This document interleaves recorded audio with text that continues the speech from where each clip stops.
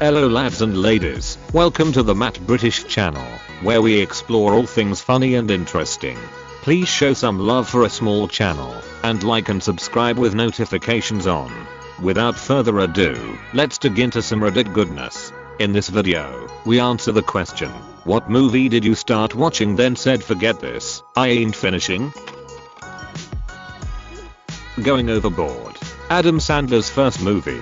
It's amazing how it didn't end his career before it started. Zombosaurus. I love B movies that are hilariously bad. Ghost Shark is a particular favorite, but Zombosaurus, bought for £2 from my local supermarket, was so bad I could not finish it. Mean Girls 2. I went to a Mean Girls bar trivia night once. At one point the host asked a question and everyone in the crowd stared at each other, confused that the question referenced characters we didn't even know. The host clarified this question comes from Mean Girls 2. The entire bar booed incredibly loudly. Last year's Cats. I lasted 30 minutes, and then I immediately left the theater.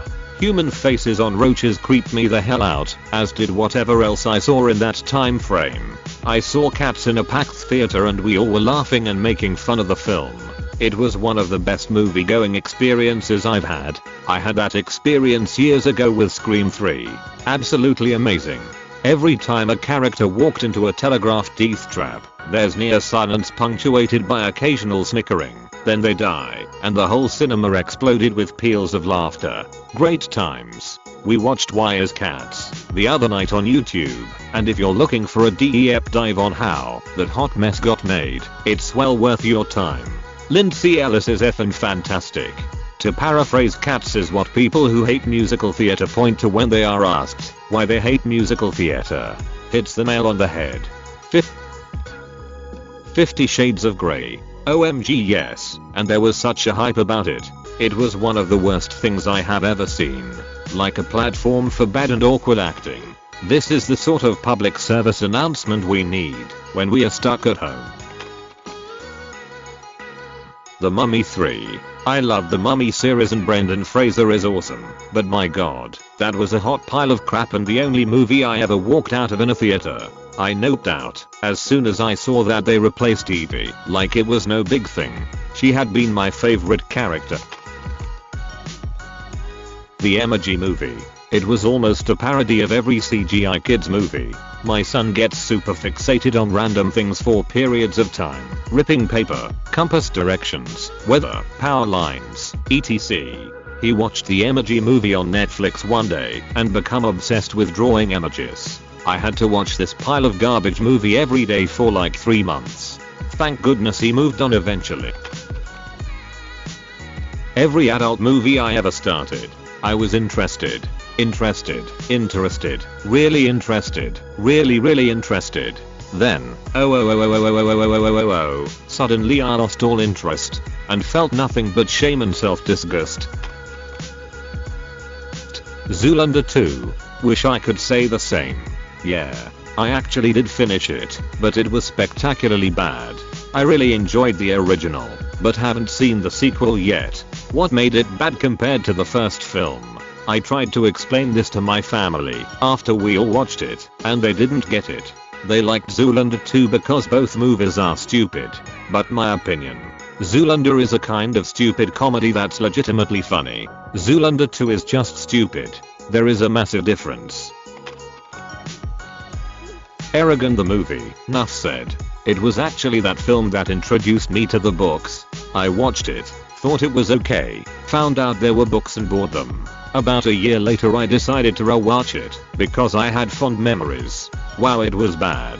I only got about halfway in before I quit. I'm surprised I had to scroll this far. Went to see this at the movie theater. The look on everyone's face at the end was priceless. Everyone there had read the book. That was a full movie theater and the somber disappointment of everyone leaving could be seen by the next batch waiting to go in.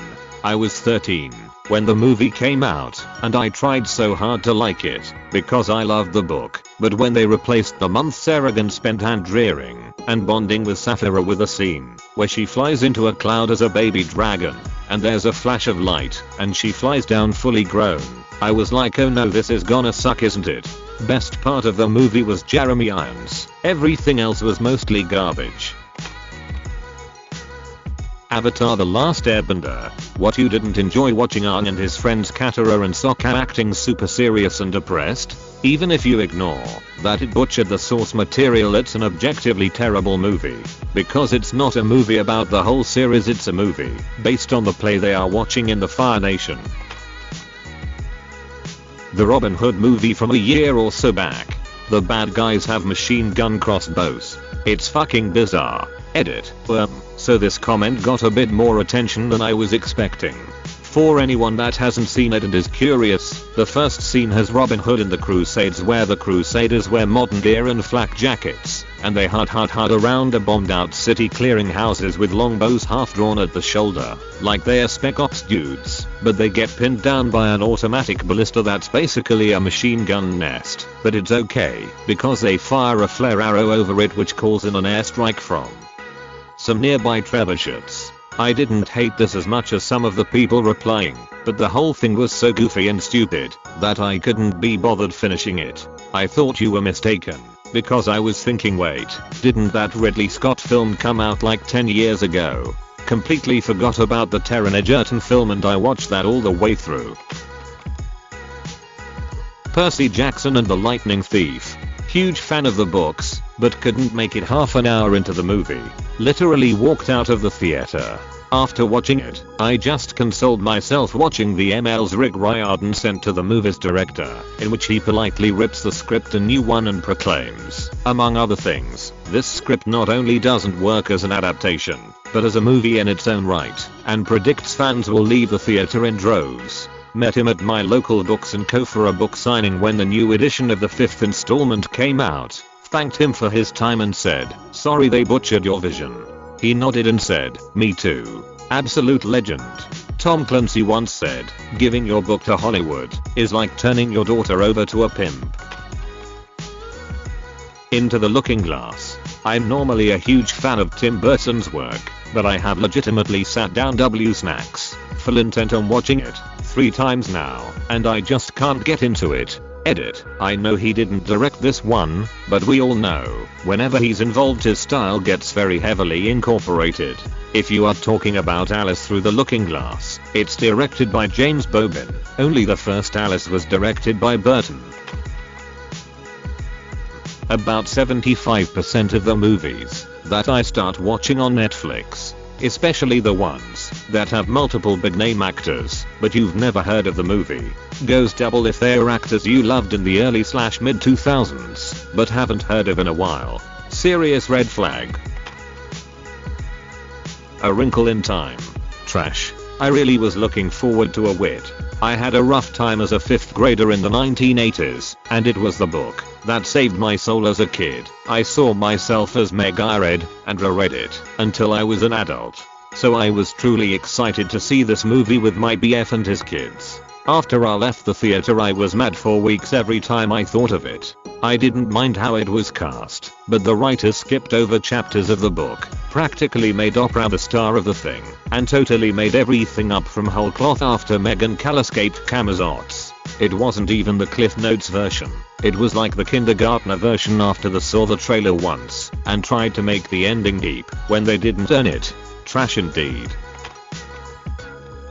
Forced myself to sit through Suicide Squad, but Wrinkle in Time was intolerable. Suicide Squad will always have a place in my heart for the absolute most what the heck has no one even paid attention to the script moment of all time. So, they've assembled a Suicide Squad, one of whom is Killer Croc who lives in the sewers. At a certain point, they need to put a device near the Enchantress, but because they don't have a remote detonator, the person who puts it there will have to push the button and blow themselves up as well. In other words, a suicide mission. They figure out that the best way to do this is swim through the sewers and get under the Enchantress. So, they have a suicide mission that involves swimming through the sewers, and instead of sending the friggin' guy who is on the friggin' Suicide Squad and swims through sewers, they instead send one of the Navy SEALs. And they even put a button on it. Killer Croc says I'll go, and the Navy guys respond, no way, this is our mission. Jesus wept. Death Note Netflix adaptation. I've never watched this, and never will. Death Note did not need to be turned into a live action movie. Edit. I forgot about the Japanese movies. I haven't seen those either, though they've got to be better than the Netflix disaster. Death Note didn't deserve to get mangled like that. My partner and I have a holiday house in rural Hungary. It's a quiet village, few street lights, next to no traffic. 1 January, it's my turn to fly out there for the weekend to check it's okay. I arrive and there's a foot of snow, but the house is all fine. Good.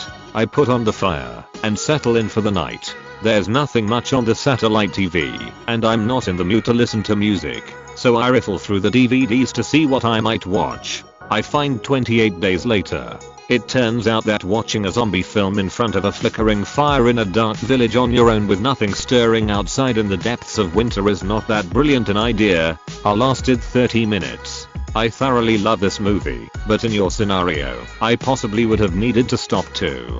Same. I've been trying to convince myself to rewatch it recently cause it seems fitting for the times. That film just outright messes me up every time. At least the first 2/3 of it. Honestly, the last part, where they're at the house, is the scariest bit. Watching Cillian Murphy make Jim's transformation to survival mode after being in a semi-state of shock the whole movie is an amazing moment. The moment after he kills a guy by plunging his thumbs into his eye sockets, Selena holds up the machete and isn't sure if it's Jim or if he's actually infected with rage.